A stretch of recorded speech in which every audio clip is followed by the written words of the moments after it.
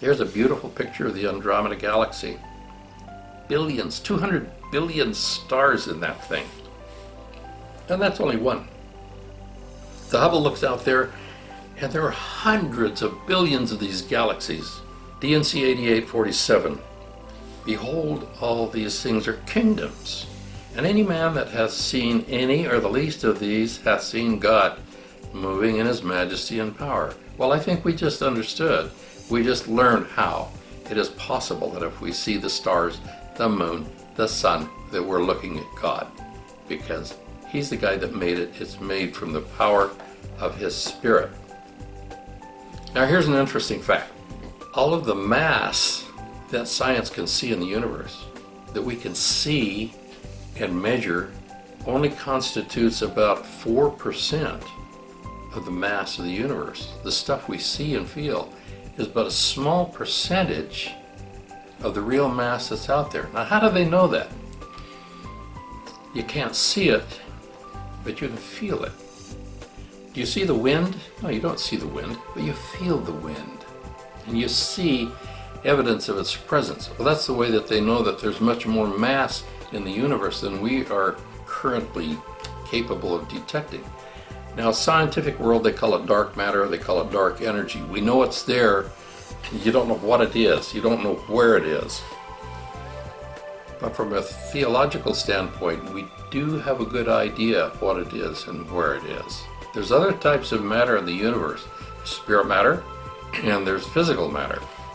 Let's look at an atom. Here's a picture of an atom. It's completely out of proportion in size. The nucleus is thousands of times larger than the nucleus of a real atom.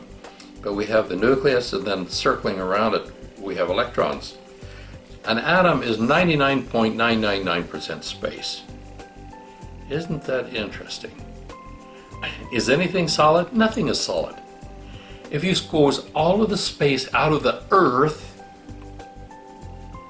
it would fit on the head of a pin and yet have the same mass. There's tremendous space between the nucleus and the electrons. Now, if everything is space, how come when you sit down in the chair you don't fall through it? The reason you don't fall through it is because there's electromagnetic energy. And negative repels negative. And the electrons on the outer circle of the nucleus are negatively charged. Therefore, they repel each other. And that repelling force is very, very, very, very, very strong, very, very, very, very close.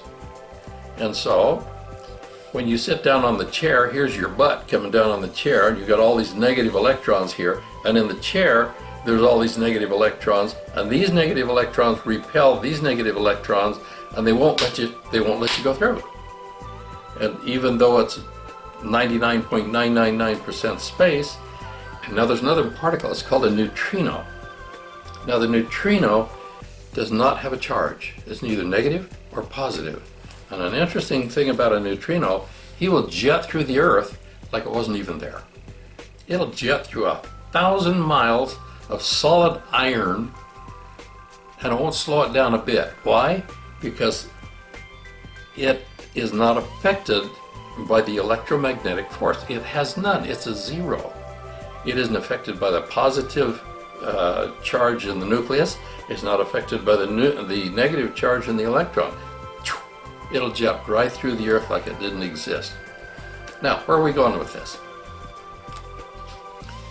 If you enlarge an atom till the nucleus of the atom is the size of a fly's eye, now that's still much too big, we can park that fly in the center of a ball field. And the first electron is a gnat whistling around the parking lot on the outside of the ball diamond. In that ball diamond, is there room for more than one fly's eye without bumping into each other? Yes, there's room for lots of fly's eyes. There is room for a green fly's eye. There's room for a red fly's eye. There's room for a brown fly's eye.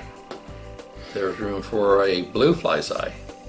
And they will never touch each other because their charges, kind of like the neutrino, just a little bit different, so they don't acknowledge each other's presence. And all of this mass can exist within the same space and not even interfere with each other. Okay? How many dimensions are there? Albert Einstein says there's at least 11 different dimensions. The spirit world is right here, in another dimension. How many dimensions are there within the spirit world? Well, if Einstein's right, maybe 10. Space within space within space.